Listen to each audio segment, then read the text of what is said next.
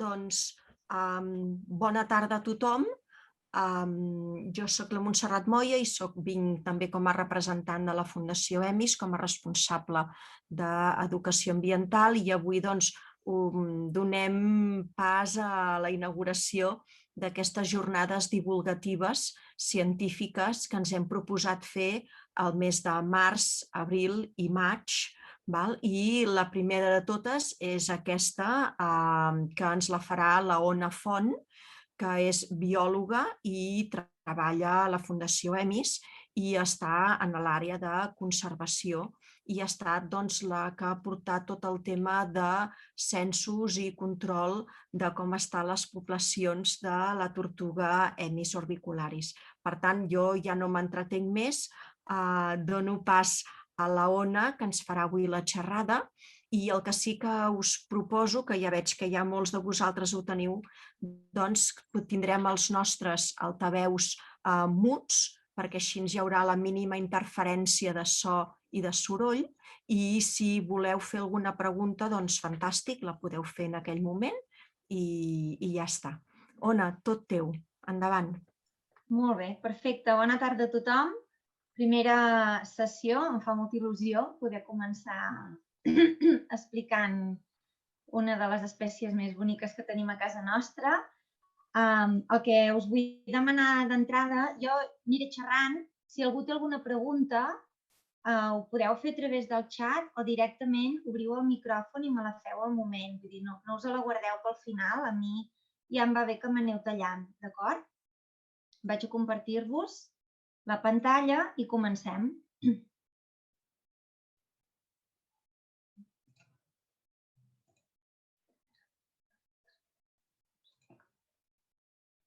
Perfecte. Per què no hi soc?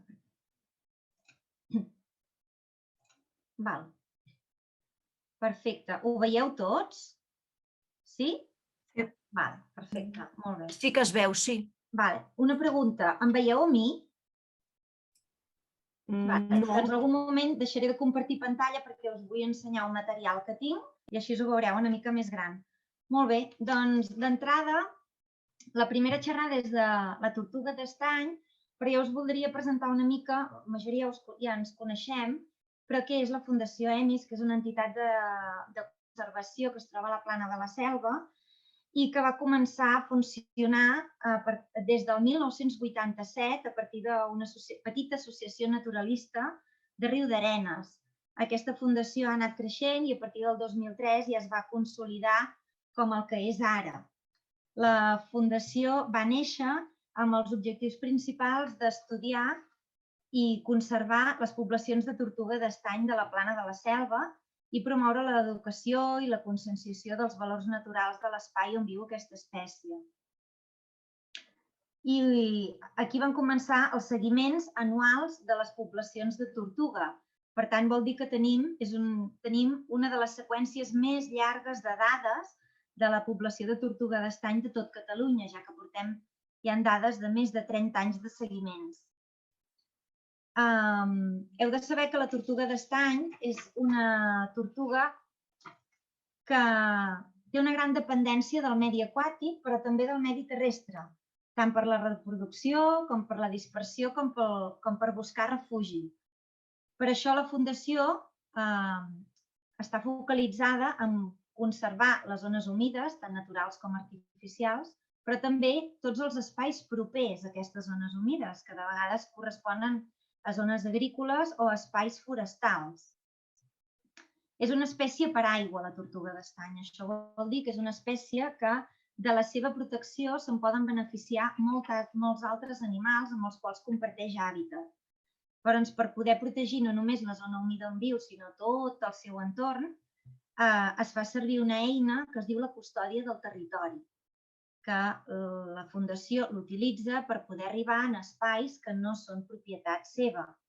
Els espais forestals o els espais agraris que tenen uns propietaris privats, quan la Fundació detecta que és un punt interessant per poder conservar aquesta espècie, el que fa és anar a parlar amb aquella gent i fer com un acord de custòdia, que és un acord voluntari que et permet, com a entitat ambiental actuar per millorar la conservació d'aquell espai amb el permís del propietari i sense que ell perdi els seus drets. Per tant, és un acord voluntari. És una eina que és molt útil per poder protegir espais que no són teus. Això vol dir que treballem amb propietaris tant de zones humides, però que també treballem amb propietaris que fan gestió forestal o agricultors. I de vegades els assessorem perquè utilitzin tècniques menys agressives i perquè aprofitin el potencial que té l'entorn proper a l'hora de gestionar les seves finques. Doncs, un cop explicada la custòdia, anem a parlar ja directament de la tortuga Emis, que és la que vosaltres teniu a l'esquerra de la pantalla. A Catalunya, de calonis aquàtics autòctons, continentals, en tenim dos, que són els grans representants, la tortuga Emis, que és la que parlarem avui, però que moltes vegades conviu amb la tortuga de rierol, que és la de la dreta, que és la Mauremis leprosa. La situació de conservació d'aquestes dues espècies autòctones a nivell global ha variat molt en els darrers anys i vam començar amb una situació molt crítica a finals dels anys 80 i a principis dels 90, tant d'una espècie com de l'altra, però mentre que la tortuga de rierol, la que teniu a la dreta, actualment es considera una espècie relativament abundant i que ha augmentat en el seu àmbit de distribució i ha consolidat bé les poblacions, la tortuga d'estany continua en una dinàmica negativa a casa nostra i es troba actualment en una situació crítica i que la fa depenent de les actuacions de gestió i conservació per assegurar la seva supervivència a nivell de tot Catalunya. Algú m'ha volgut fer una pregunta? He sentit com un micròfon? Molt bé. On la trobem, la tortuga d'estany? A Europa és una espècie àmpliament distribuïda, tot i que en poblacions fragmentades i que realment estan en declivi. A casa nostra la tortuga està catalogada com quasi amenaçada, segons la categoria internacional de l'IUCN, està inclòs en el llibre vermell d'amfibis i rèptils d'Espanya sota la categoria de vulnerable i està catalogada com a espècie en perill pel catàleg de fauna amenaçada, degut principalment a la pèrdua d'hàbitat i a la fragmentació del seu hàbitat. Tot i així, a casa nostra la trobem a diversos espais, i ara us en dic uns quants, no us els diré tots, però a l'Alt i al Baix Empordà n'hi trobem, al Gironès, la Selva, Baix Penedès, Tarragonès, Baix Ebre, Montsià, Terra Alta, podem trobar representants d'aquesta espècie. Aquí la teniu. I ara ens centrarem en la part que a nosaltres ens toca, que és la zona de la Selva. A la comarca de la Selva és on trobem la població natural viable de tortuga d'estany més ben conservada de tota la península Ibèrica.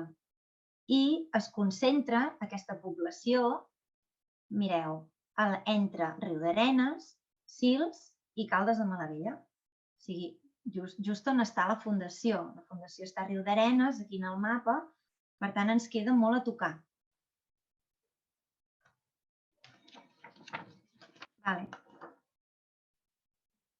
Molt bé, doncs per què fem els seguiments? Els seguiments van començar fa 30 anys i gràcies a les dades que hem anat obtenint durant aquests 30 anys hem pogut caracteritzar molt bé aquests nuclis poblacionals que us estic dient ara.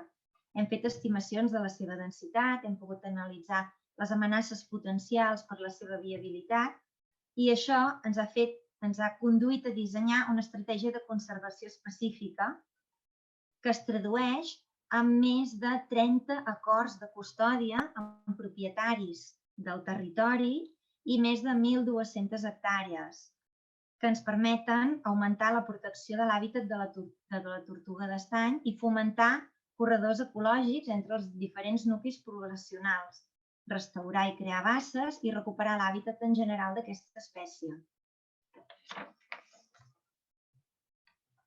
Mireu, aquí tenim una de les primeres zones. La primera zona on es va començar a fer els seguiments, fa més de 30 anys, era la zona de Riudarenes i vam començar amb unes petites basses, aquesta zona. La població d'aquí de Riudarenes té diversos nuclis reproductors, però estan repartits amb les diferents basses del territori, tot i que també hi ha algun rec i alguna riera que estan interconnectats entre si. I entre totes aquestes petites basses hi trobem el 16% de les captures que fem. I, per tant, tot i que no constitueixen un nucli poblacional fort, aquesta xarxa de zones humides de Riudarenes ens permet mantenir un reservori d'individus i fomentar la connectivitat entre els diferents punts. L'altre punt que hem dit abans era Caldes, que és aquest petit requadre que tenim aquí. Caldes ha estat l'última reincorporació que vàrem fer perquè els seguiments no els vam començar fins al 2008. I concretament es fa a la riera de Santa Maria, que és una riera que passa molt propera a la zona de la depuradora de Caldes. I per últim tenim la zona de Riudarenes, la zona de Sils. El nucli poblacional es troba sobretot a la zona de l'estany de Sils, que inclou tant la llacuna principal com algunes petites basses properes i també la sèquia, que la sèquia connecta la zona de Sils amb la zona de Caldes. Doncs, ara si ens mirem aquest mapa està molt bé, però ara començaran a aparèixer petits desastres,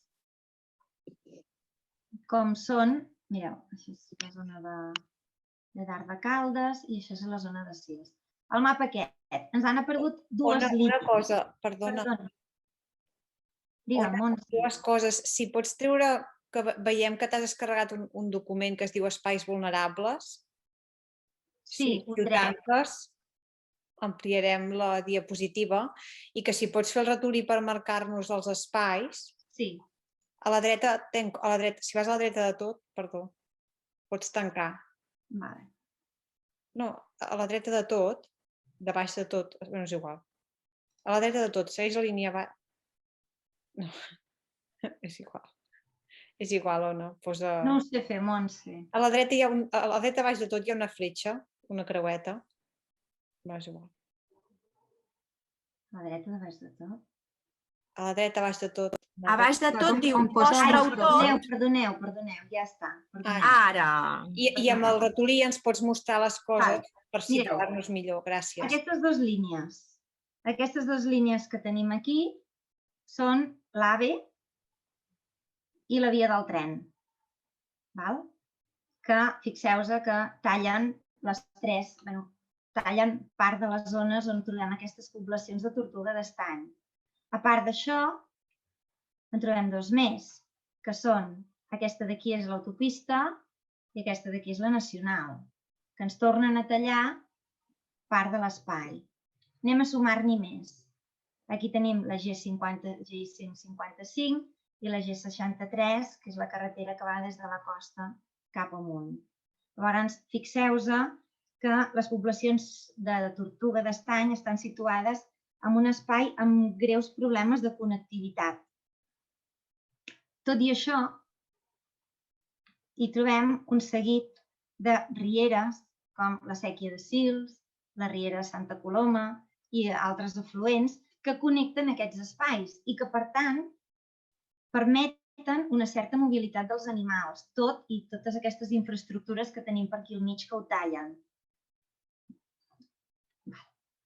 Llavors, us explicarem una mica com hem estat fent els mostrejos aquests 30 anys. Sempre fem 2 seguiments anuals de tortuga d'estany. Es solen fer a la primavera, quan ja comença a fer calor, entrada a la primavera, principis de primavera no, i a la tardor, abans que es posin a hivernar. I el que fem és fer servir unes nanses, que és el que vosaltres esteu veient ara a la imatge. És una trampa que són unes anelles metàl·liques envoltades d'una xarxa que es tiren a dins de l'aigua. Aquestes trampes es diuen trampes de flotació, però realment no floten gaire, sinó que les has de fer flotar tu. La trampa, quan la fiques a l'aigua, si l'espai on el poses és fondo, elles s'enfonsen i se'n van al fons. Després, perquè puguem mantenir la trampa a la superfície, el que hi posem són unes ampolles d'aigua dintre i així la trampa queda com a mínim mig pam fora de l'aigua i els animals que cauen a dintre, que necessiten poder treure el cap fora de l'aigua per poder respirar, com són les tortugues, no s'ofeguen. Aquestes trampes no les anem a posar qualsevol dia, sinó que hem de vigilar que siguin dies que no es preveguin pluges, perquè de vegades, quan les pluges són una mica torrencials, les rieres baixen amb molta força i les trampes s'hi acumula molt de brancatge i molta fullaraca.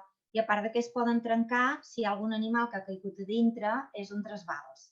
Llavors, sempre intentem les trampes anar-les a posar quan ha de fer bon temps, quan no ha de ploure, però a més dies de sol, dies de núvol tampoc, perquè nosaltres volem que ens entrin les tortugues aquí dintre. I les tortugues, els dies que fa sol, estan molt actives i busquen menjar i es mouen molt, i els dies de núvol no estan gens actives. I llavors vas a mirar les trampes i no ha entrat ningú. Llavors, un cop tens el dia triat, que sigui l'ideal, ja pots anar a tirar la trampa a l'aigua. Les tortugues poden entrar tant per la dreta de la trampa, tant per aquesta banda d'aquí, com per l'esquerra, per aquesta banda d'aquí. I un cop es queden a dintre, ja no saben sortir per si soles. De normal no entrarien, llavors el que nosaltres els fem és posar-los un esquer, una cosa que els vingui de gust per atraure-les.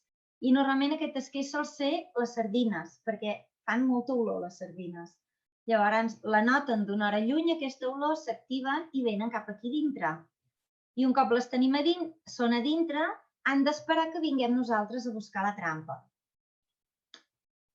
Què fem quan trobem una tortuga dintre la trampa? Doncs fem el seu marcatge.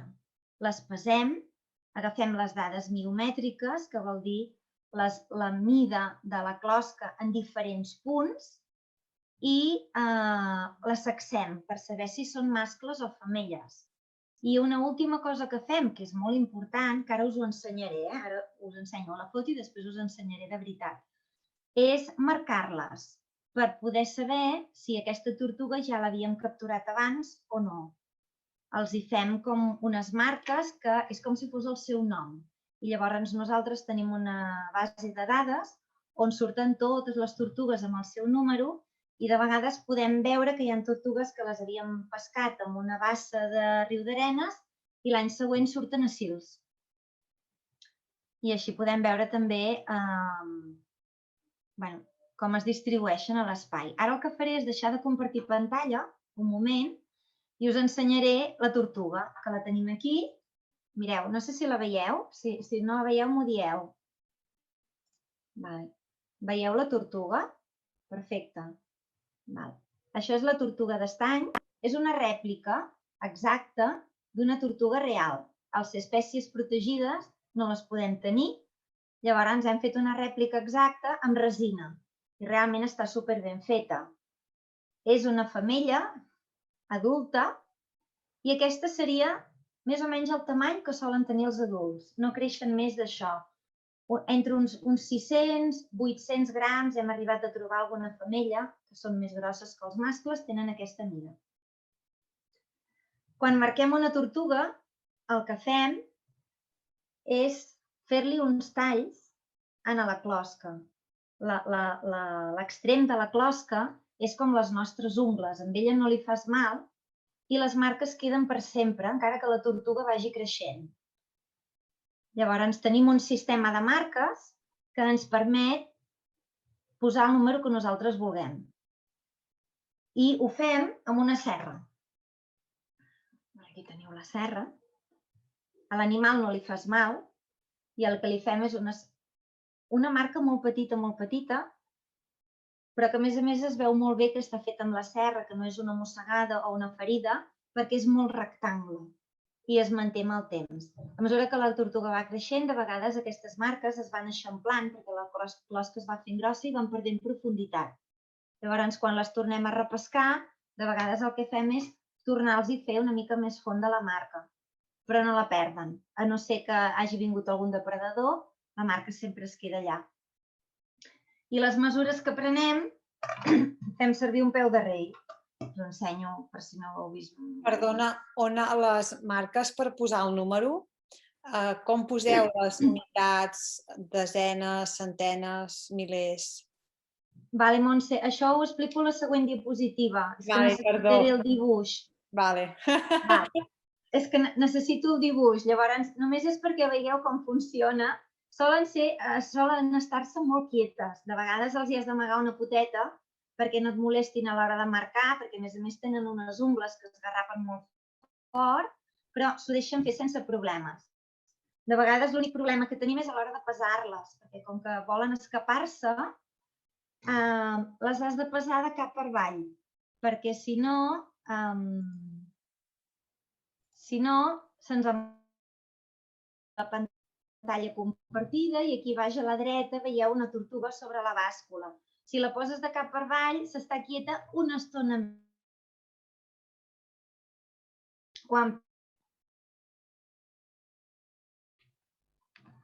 Anem a veure... No puc passar pantalla. Ara no puc passar pantalla.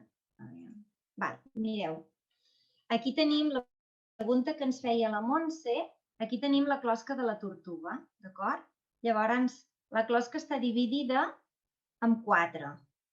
Aquí en aquesta banda, a dalt a la dreta, tenim les desenes, a sota tenim les milenes, aquí tenim les centenes i aquí tenim les unitats. Fixeu-vos que si ens mirem les plaques del contorn, només ens en marquen 4 per quadrícula. Aquesta, però en canvi hi ha unes de gris que no les comptem mai. Per què no les comptem? Aquesta gris d'aquí està just a sobre del cap. Llavors aquesta no la marquem mai perquè els hi podríem fer mal. I aquestes d'aquí baix, de la cua, estan just a sobre de la cua, per tant tampoc les marquem mai. Però n'hi ha 3 més en els laterals, en aquesta banda i en aquesta, que coincideixen. Aquí tenim una tortuga de panxa en l'aire, la part de sota de la closca es diu plastró i coincideix on s'ajunta la closca amb el plastró. Llavors aquestes tampoc les marquem mai perquè és un espai molt més fi. Per tant, ens quedem que ens en queden 4 plaques per banda, només.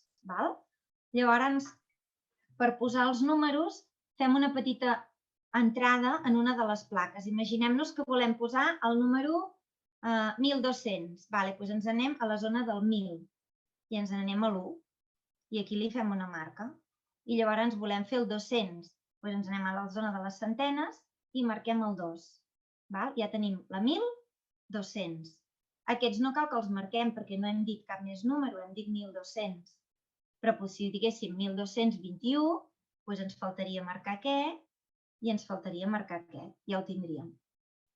Els únics problemes que tenim és quan ens toquen marcar números més grans de 4. Si volguéssim fer la 888, per exemple, això és més complicat perquè has de fer més marques de les que tu voldries. Per fer el número 8 aquí no el tens, per tant l'has de fer sumant plaques. Si tu vols fer la 800, has de marcar la 4 i la 3, que fan 7, més la 1, que fa 8. Per tant, amb una sola quadrícula ja has fet 3 ratlles. Si ara, a més vols buscar el 88, aquí també has de marcar la 4, la 3 i la 1, i aquí també, la 4, la 3 i la 1. Això són 9 marques. Per tant, els números superiors a 4, a partir del 5, intentem no posar-los. I si no ens queda més remei que posar-los, perquè és el número corresponent que ens tocaria, intentem fer-ho amb els exemplars més grossos, no amb els perquè si no queden plens de forats. Si hi ha algun dubte d'aquest tros, perquè això de les marques de vegades és una mica complicat d'entendre, però és molt útil, és molt fàcil de llegir un cop ets al camp. Ona, i si, per exemple, posessis el 88, per exemple, 2 marques en el 4 i 2 a les desenes i 2 marques en el 4 a les unitats, d'aquesta manera també no faria falta posar 4, 3 i 1, no? No sé, com... 5 pots marcar el 3 i el 2 o el 4 i l'1. Això, saps? Vull dir, ho pots fer de diverses maneres, sí. Sí. Pots sumar-ho com tu vulguis. Ho intentem sumar de manera que hagis de fer les menors ratlles possibles. Però llavors el 8 podries marcar 2 vegades el 4? O millor que no, perquè queda massa dèbil? No solem posar 2 marques a la mateixa placa perquè no són tan grosses, les plaques, quan les tens a davant. Llavors, no ho solem fer, això. Tot i que les marques antigues, per exemple, ens trobem marques antigues que la placa número 5, que ara ja no la marquem, està marcada. Per tant, també s'ha fet. Aquestes trampes es revisen durant 3 dies. Es posen un dia, es van a mirar l'any demà, es van a mirar el següent dia i es van a mirar el tercer dia i després ja es recullen. I l'esforç de mostreig que fem depèn una mica del tamany de la massa d'aigua que estiguem treballant. Si tenim un estany de sils, podem posar una quantitat de trampes i anar-hi més dies que no pas si tenim una petita bassa de Riudarenes, que potser amb una o dues trampes i anant-hi 3 dies és suficient. Coses agradables que ens trobem a les trampes a vegades i que justifiquen això, que la tortuga és una espècie bandera i que protegir-la amb ella també serveix per protegir altres espècies que conviuen en el seu hàbitat, és els amfibis, que els amfibis són totalment aquàtics i viuen en els mateixos espais on trobem les tortugues. De fet, comencem fent els seguiments dels amfibis perquè ells es desperten abans i quan ells ja s'amaguen surten les tortugues en el mateix espai, per tant conviuen. I altres coses agradables que ens hem trobat, per exemple, a la sèquia de Sils i a Caldes també, són anguiles, que és una espècie catalogada en perill crític i la tenim a casa nostra. Segurament pugen per la Tordera i ens arriben fins a l'estany de Sils i moltes vegades les trobem dins de les trampes. Coses que no ens agrada trobar a les trampes i que ens n'hi trobem amb molta freqüència, per exemple, és el cranc de riu americà, que el tenim per tot arreu. És una espècie invasora molt voraç, molt difícil d'erradicar, que a Sils i a Riudarenes i a Caldes són fàcils de veure, sobretot quan ha plogut, i que afecten molt l'espai perquè són grans depredadors i acaben menjant-se els juvenils de tortuga, els juvenils d'amfibis i els ous. I el mateix passa amb aquesta tortuga que tenim aquí. Aquesta justament, que té les galtes vermelles, és la tortuga de Florida, però n'hi ha d'altres de tortugues al·lòctones que ens trobem a l'espai i amb les quals les tortugues autòctones no poden competir a nivell de voracitat i d'agressivitat. Aquestes es fan molt més grosses, arriben a fer 2 quilos i mengen molt i arriba un moment que allà on són elles no hi viu ningú més. I aquestes ens en trobem moltes. On et puc fer una pregunta? Sí, digue'm, Marina. El cranc de riu aquest que tenim posat a la fotografia, donat que es veuen molt les marques de lo que seria la cua, estaríem potser veient un cranc d'aquests que ha sigut primer el cranc roig, després el cranc senyal i el cranc dels canals, pot ser? Més que res per preguntar si n'heu detectat també per aquí la vostra zona. No n'hem detectat. Aquí hi ha el cranc americà, que a més es diferencia molt bé perquè aquestes dues plaques que tenim a l'esquena es toquen d'aquí al mig. I el del canals no es toquen? No sé si el del canal es toca. És que més que res m'ha fet dubtar aquestes franges tan marcades, per no tenir jo al cap que es veiessin tant. Aquí no n'hem trobat, és tot cranc americà i a més n'hi ha moltíssim. Abans d'ensenyar-vos aquesta, tornarem enrere i vull que us fixeu en aquesta foto d'aquí. Una cosa que hem fet l'any passat és incorporar GPS en una sèrie de tortugues per poder determinar el comportament pel que fa als patrons de moviment, però també poder detectar els possibles espais de posta de les femelles i els corredors. I el que vàrem fer va ser marcar 6 tortugues. En un projecte vam poder aconseguir aquests GPS i vam marcar 3 femelles a l'estany de Sils i 3 femelles a Caldes de Malavella, a la zona de la Riera de Santa Maria. Molt bé. Aquests GPS és molt interessant perquè ens donen una informació molt valuosa a tenir en compte perquè la població de tortuga, aquí a casa nostra, té un reclutament molt baix, la quantitat de juvenils és molt petita i la manca d'espais de posta potser és un dels factors, creiem que és un dels factors d'amenaça principals per la supervivència d'aquesta població. I poder identificar aquests espais o possibles espais de posta ens permetria proposar acords de custòdia amb els propietaris d'aquests espais i implementar mesures per tal d'evitar possibles impactes en aquestes zones de posta o les femelles que hi van a pondre, com puguin ser atropellaments, per exemple. Llavors, aquests GPS són uns dispositius que, si us hi fixeu, els vàrem col·locar a la part de davant de la closca i en un costat.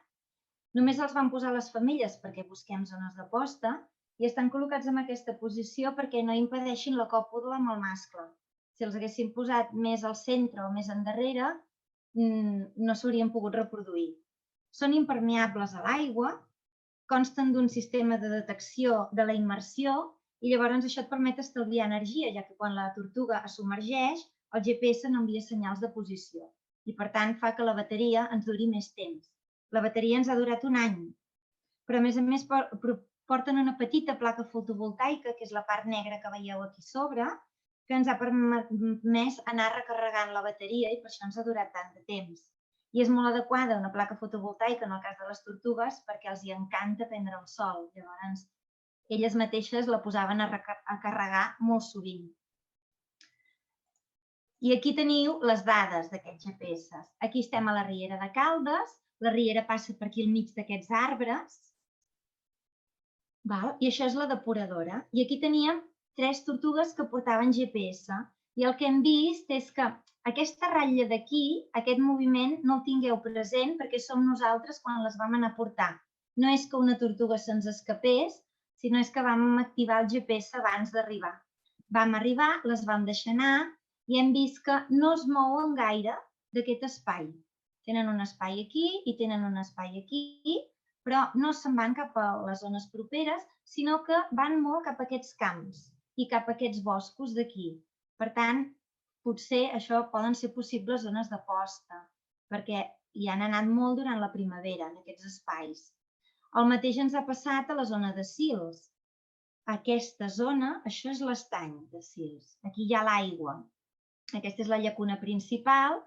Aquesta és la ratlla del dia que les vam portar i aquí hi havia 3 més, 3 femelles més. I veieu que els moviments no es mouen gaire de la llacuna. Aquesta línia d'aquí és perquè segueixen la séquia fins aquí i un cop són aquí van en aquests camps propers i també en aquests d'aquí. Per tant, això potser podrien ser possibles zones de posta. Altres mesures que hem trobat, no amb els GPS, sinó amb el fet d'anar-les a capturar i veure les marques que tenien, i és que hem trobat desplaçaments de tortugues recapturades a la llacuna de Sils que venien de Riudarenes i que venien de Caldes. El que fem nosaltres és fer un sistema de captures i recaptures. Es basa per comparar captures i recaptures en diferents moments. És un model d'estima poblacional que a partir de les captures que fas i de les recaptures que fas et pot donar una estima del tamany de la població que tens tu. I mirant els resultats dels 3 espais, veiem que la zona de Caldes i Sils, que podem considerar una zona bastant connectada, té una gran densitat poblacional, aparentment superior a la zona de Riudarenes, i s'hi troben un gran nombre de cries, que pot indicar que hi ha l'existència de bones zones de posta que siguin adequades. La majoria dels adults capturats, a més, en aquest espai, presentaven talles molt grans. Eren aquests espais on hem trobat animals de fins a 800 grams, que això és molt. I això denota la disponibilitat d'hàbitats i també que hi hagin recursos favorables per a aquesta espècie. Perdona, Ona, els juvenils serien nounats, no? Els més joves? Sí, des de nounats fins a 90 grams.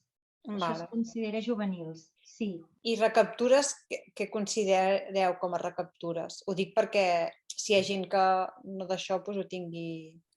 Les recaptures són tots els animals que quan els agafem de dintre de la trampa veiem que ja han estat marcats amb anterioritat.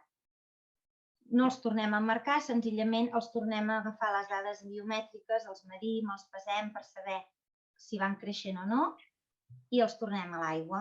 Llavors, en espais on hi ha una alta freqüència de recaptures, vol dir que la població, ja tens l'estima de la població, la població no està creixent tant com es podria esperar. Quan fas moltes captures noves i molt poques recaptures, vol dir que hi ha un creixement de la població important. Llavors, en funció de la quantitat d'animals nous que trobes cada any i la quantitat de recaptures, tu pots saber el tamany d'aquesta població, pots estimar una mica el tamany de la població. També és important explicar que a Caldes i a Sils l'hàbitat, aquest hàbitat de zona humida, està compartit amb la tortuga de rierol, de la qual en capturem molts exemplars. I això indica una abundància d'aliment suficient per mantenir les dues poblacions, tant de l'una com de l'altra. Aquestes zones on conviuen les dues espècies tenen... És una zona que a priori es podria pensar que no és un ambient adequat per l'espècie. Per exemple, a la zona de Caldes estem a la part de la depuradora, on les aigües no són gaire netes. Però el que tenen en comú aquests espais és que les dues espècies troben una gran quantitat de biomassa d'invertebrats, troben una gran font d'aliments i l'existència de vegetació perimetral i espais on amagar-se i espais insolats, illes on poden anar a prendre el sol. Per tant, la creença de vegades que les tortugues necessiten aigües molt netes per viure i que per tant són indicadores d'hàbitats de qualitat de l'aigua, potser s'hauria de repensar perquè sembla que els requeriments d'hàbitat que prioritza la tortuga és la disponibilitat d'aliments i la zona d'insolació i d'amagatalls, més que la qualitat de l'aigua. Llavors ens anem a Riudarenes. Riudarenes és una mica diferent. Hem parlat que allà tenim unes zones de basses petites, més que no pas un estany gran i una zona de sèquia que faci de corredor, i veiem que tenim una elevada taxa de recaptures, una sex ratio, una dominància de les femelles i una estructura poblacional molt menys diversa. Tenim molta menys diversitat de talles. Amb adults de menor talla no trobarem animals de 800 grams a l'espai de Riudarenes comparat amb els altres dos espais. Això què suggereix? Doncs que es tracta d'uns nuclis poblacionals consolidats, amb una dinàmica estable, però amb indicis d'estancament i que potser estan ja a prop de la capacitat de càrrega d'aquell hàbitat. Que hi hagin tantes femelles, comparat amb els altres dos espais, podria ser una característica de nuclis poblacionals més saturats, on quan no hi ha més espai disponible, les femelles mantenen els territoris, però els mascles es desplacen a buscar nous punts d'aigua. Doncs aquí al final ens trobem una mica la situació que tenim ara. Què ens trobem? Els resultats què apunten? Doncs que hem d'estar contents perquè l'espècie té un bon estat de conservació a la selva, però hem d'estar alerta i seguir actuant per preservar el seu hàbitat i la connectivitat entre els nuclis poblacionals. A la zona de Riudarenes, doncs potser l'espècie es podria beneficiar d'actuacions encaminades més cap a augmentar la disponibilitat d'hàbitat per reduir la consanguinitat i que es poguessin dispersar més bé i millorar la connectivitat entre aquests nuclis. Però, en canvi, a la zona de Sils i Caldes, potser les actuacions de millora es poden enfocar més cap a la conservació dels espais de posta i la preservació del seu hàbitat. Així doncs, si ho mireu aquí, veiem que la densitat poblacional de la metapoblació, de la població total de la plana de la selva, d'aquests 3 espais on estem treballant, pràcticament és de 800 individus. I això la constitueix una de les poblacions més ben conservades de tot el territori català. I en augmento, passa que anem molt lents. Però per això tots aquests seguiments i totes aquestes gestions per conservar els hàbitats perquè poder ajudar aquesta espècie que millori encara més. I respecte, perdona, Ona, i respecte a la península Ibèrica o la resta d'Europa, com estem? Sí, em sembla que això sí, ho he explicat. A la resta d'Europa està distribuïda, la tortuga d'estany està àmpliament distribuïda, però en poblacions més fragmentades que no pas. Vale. I a la resta de la península Ibèrica la situació no és com la nostra. És una mica més preocupant, ja que les poblacions estan més disperses i tenen un baix nombre d'individus, excepte a les àrees protegides o les zones on hi ha poca població humana. En aquells espais sí. Val. Llavors, aquí hi ha algunes preguntes que en el xat que t'han fet. Una era la Mireia, que et deia què feu amb les tortugues i els crancs americans. Les tortugues suposo que vol dir les al·lòctones, és a dir, les exòtiques, i els crancs americans. Què passa aquí? Què en fem? Ho de compartir i així us veig, d'acord? Amb aquests animals el que fem... Espera, deixa de compartir. Perfecte. Amb aquests animals, tot el que es troba a les trampes que sigui al·lòcton es treu de l'hàbitat. Amb els crancs americans, en principi s'eutanàsien, però és com matar formigues. En realitat, els crancs que trobes, treure'ls del medi tampoc és la solució perquè n'hi ha molts més. En canvi, amb les tortugues sí. Les tortugues hi ha dues opcions. En el cas de la Fundació EMIS, les traiem del medi i les portem a la Fundació EMIS, que és una entitat que pot rebre fauna al·lòctona, i allà tenim unes basses on instal·lem aquests animals. Quan les basses estan molt plenes, s'avisa als agents forestals i aquests animals es traslladen a Torreferrussa perquè se'n facin càrrec.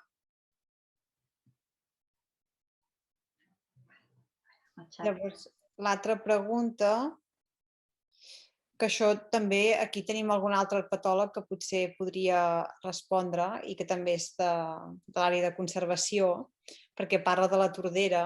Sí. I diu, a l'estany de Cal Rava es veuen moltes tortugues. Aquesta zona també la controleu vosaltres? Santi, no sé si saps alguna cosa. Jo a l'estany de Cal Rava no sé on està. Sí, l'estany de Cal Rava hi ha tortugues, però quasi tot és tortuga de Florida. I totes les basses que són properes a la tordera hi ha molta tortuga de rierol. Però quan baixem de Sils i així, hi ha molt menys emis. O sigui, en aquest sentit, que no crec que siguin emis, però són zones sense prospectar. Totes les basses de la tordera falten per mostrejar.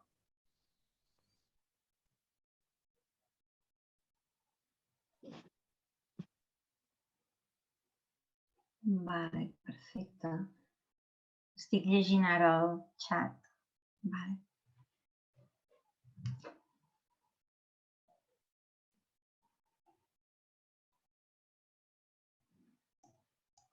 Val. No veig cap pregunta més, carai. L'Alba està escrivint alguna cosa. Jo no també preguntar si en tema de feu publicacions o d'aquestes dades se'n fa alguna cosa, col·laboració amb la universitat o una mica cap a aquesta part. Sí, s'han fet publicacions, diverses, explicant tant els seguiments de fa 30 anys, com les dades que obtenim cada any i també les dades dels GPS que hem tret ara. Sí. I estudis de la viabilitat de l'espècie i de les taxes de reclutament. Això, Mireia, principalment s'han fet amb la UDG, no? I en Santi, per exemple, ha participat també en la publicació d'alguns papers en relació a les tortugues, si no m'equivoco. Abans ho havia fet en Pau, no? Sí. I ara l'Ona i en Santi estan treballant. I això ho fem amb el departament de l'UDG, però no sé quin és aquest departament. Sí, ara estem col·laborant sobretot amb el grup de recerca d'ecologia aquàtica de la Universitat de Girona.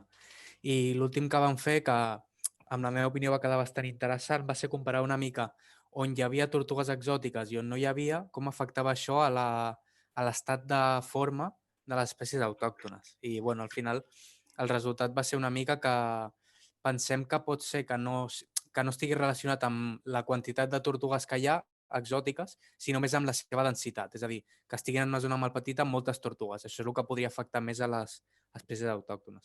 Però sí, i tant de bo poguéssim tractar totes les dades que anem generant, perquè al final tota la feina que fas cada any generes un bon piló d'informació i no ets capaç ni de traduir, d'entendre el que estàs generant, però bueno, ja per fer encara, eh?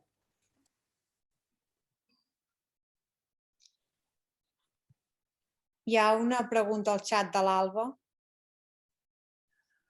Sí, per treure les tortugues del medi, doncs simplement seria anar com amb el mateix mètode que hem plantejat que ha explicat la Ona de ficar nanses, a seleccionar les basses que siguin interessants i omplir-les de nanses i esperar. Com a aquestes basses hi ha bastanta tortuga de Florida, no crec que fos difícil treure-les, però el problema és que hi ha tanta densitat que mai saps si has fet, o sigui, si te les has endut totes o no. Però al final és això, posar nanses i anar traient. No té més.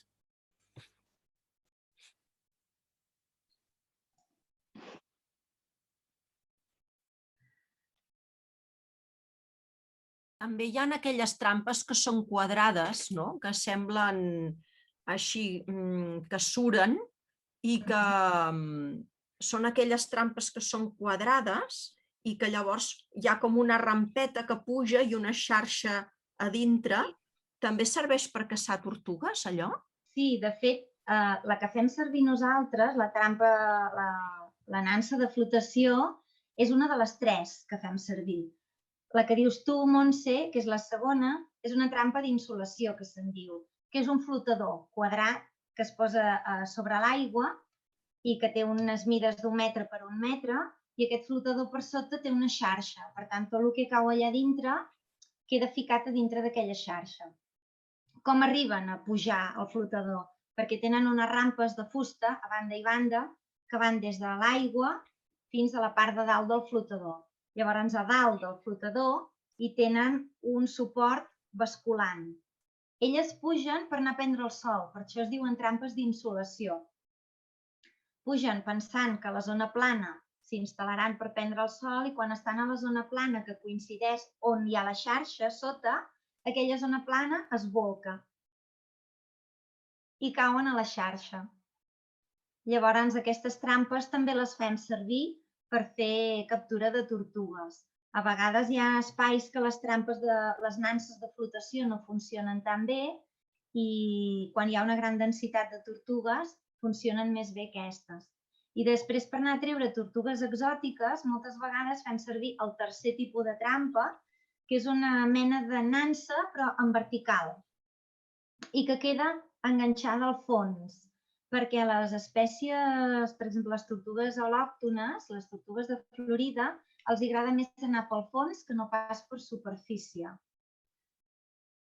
I et permet seleccionar aquest tipus de tortuga, tot i que després les trobes per tot arreu, però és més fàcil capturar tortugues de Florida si poses aquestes trampes que tenen l'entrada per la trampa, la tenen arran de terra. I com que elles van més pel fons, és més fàcil de trobar-les. Normalment fem servir les nanses, que són efectives i, a més, dintre un cotxe te n'hi caben moltes perquè es pleguen. Les altres no es pleguen. Llavors, necessites un cotxe amb una baca per poder-les portar a dalt. Però sí, fem servir les 3.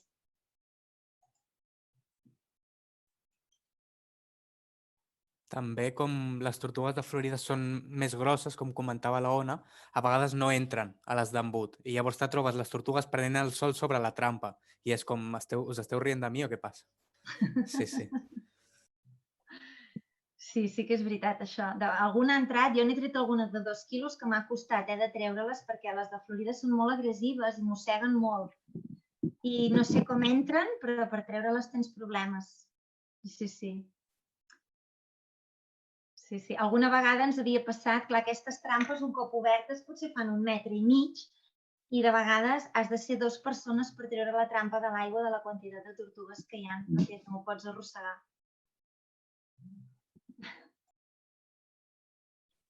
Això són les anècdotes divertides del final, que van sortint, que sí, això és el dia a dia, que et trobes aquestes coses, que trobes totes les tortugues prenent el sol a sobre la trampa i no n'hi ha cap a dins. I dius, vale, molt bé.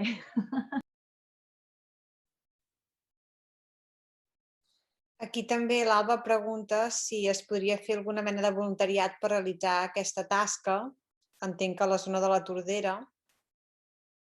Llavors, nosaltres de moment ens movem molt per la plana de la Selva, però qui sap si el grup de naturalistes, Santi, de la Tordera i no sé què més, es podrien fer alguna acció de voluntariat conjuntament. Vull dir, és una feina com també de formigueta, no? I abans has posat l'exemple de que els crancs americans és com matar formigues, no? Però ara volia dir que també això, no? Anar traient fauna invasora del medi és una feina de formigueta, no? O de tortugueta, també, en aquest cas. Llavors, és anar insistint, anar insistint, anar insistint. Es podria plantejar, no sé. Santi, no sé com teniu el grup de naturalistes que heu creat fa poc. O sigui, tècnicament, per poder es pot plantejar, no hi ha cap problema. Jo crec que Tordera se l'ha de xutxar una mica per veure si s'estiren i comencen a fer cosetes, perquè tenen moltes zones humides molt interessants, però estan, en la meva opinió, estan poc valorades i poc estudiades, treballades, conservades. Llavors, és plantejar-ho. Tècnicament, no hi ha cap problema en fer-ho. Doncs mira, Alba, està sobre la taula. Ja tenim la primera voluntària del Tordera. Sí.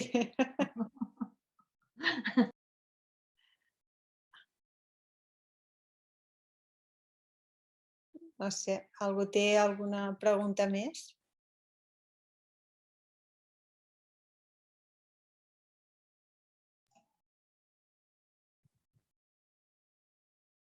Bueno. La imatge final era xula del PowerPoint, Ona. Sí. Per posar un moment així.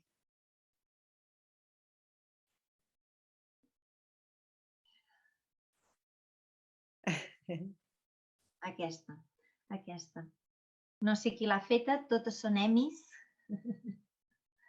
No es van posar així expressament. No es van posar així expressament. Aquesta que tenim aquí al mig potser no ho és. Però les emis, això deuen ser femelles perquè són molt grosses. I sí. De fet, quan les tornem a l'aigua sempre les deixem així una mica enrere per veure-les caminar i com se'n tornen al medi. Sí. Gràcies, Ona, doncs. De res, a tots vosaltres. Aquí ara veiem que l'Alba forma part del Comitè Mediambiental de l'Institut Lluís Companys i estem buscant projectes de cara a l'any vinent. Alba, si no, posa't en contacte amb nosaltres i parlem.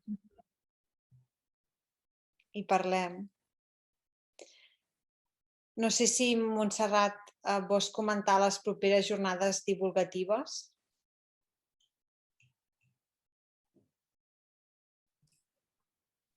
Sí, tindríem la següent jornada, que serà un altre dijous, el dijous 22 d'abril, i que serà també amb la col·laboració d'una altra entitat ambiental de les comarques de Girona que es diu Limnos, que ells el seu àmbit de treball és el Pla de l'Estany, i que llavors ells ens parlaran sobretot de l'estat de conservació de la llúdriga a les comarques de Girona i amb la nova incursió d'una espècie invasora que ha aparegut fa pocs anys, que és el coipú.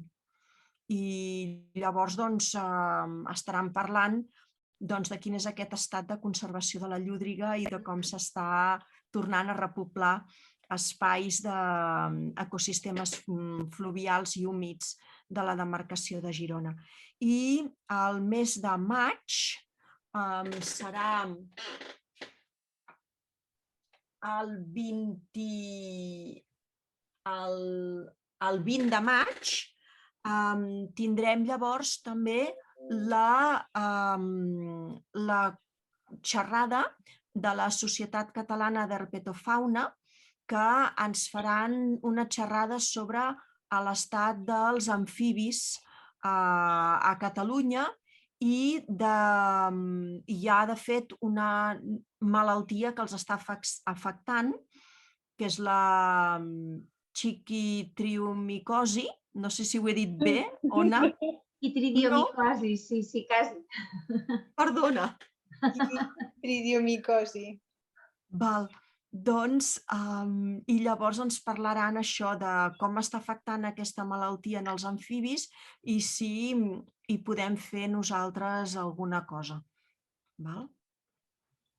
Vale, jo, per si de cas, bueno, perquè toca, aquest projecte està, si tot això és possible, és gràcies a la subvenció que rebem del Departament de Territori i Sostenibilitat de la Generalitat de Catalunya, que ens està subvencionant el projecte a l'Escola Naturalistes Creixem i Consolidem, que vam presentar a principis del 2019, que la idea era això, fer arribar a l'Escola de Naturalistes, no només a l'escola i als infants, sinó que anés més enllà, no? I anés també als adults i la ciutadania en general.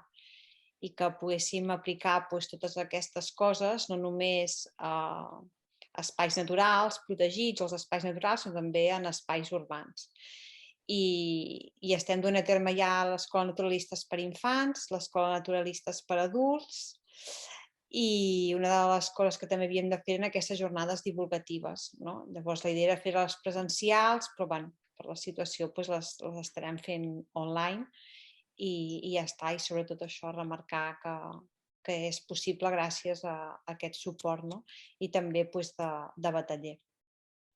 I ja està. I llavors gràcies a tothom que ha estat aquí per conèixer una mica més aquesta espècie que tant estimem nosaltres i que forma part del nostre objectiu, de la nostra missió, i ja està. I si algú vol afegir, Montserrat, Ona, Santi, si algú vol afegir alguna cosa més, gent de l'equip que estigueu per aquí, doncs endavant, i si no, doncs... Jo volia agrair a l'Ona la bona... Quan li vam estar proposant i tal, d'un dia a les 7 de la tarda i tal, doncs que li vull agrair personalment que hagués accedit de tan bon grat a poder-nos fer aquesta xerrada. Gràcies. De fet, més se'n poguessin fer, crec que és necessari, i conèixer gent que li agrada aquest món i que té la sensibilitat per poder-ho disfrutar sempre ve de gust i sempre hi ha temps per fer aquestes coses. No, molt contenta. Val, doncs si us sembla bé ho deixem aquí, doncs? Perfecte. Molt bé. Ja us escriurem per la propera, no patiu. Ens veiem a la segona sessió. Sí. Bona nit. Cap a a tothom. Adéu, bona nit. Bona nit. Adéu. Bon vespre. Records a tothom.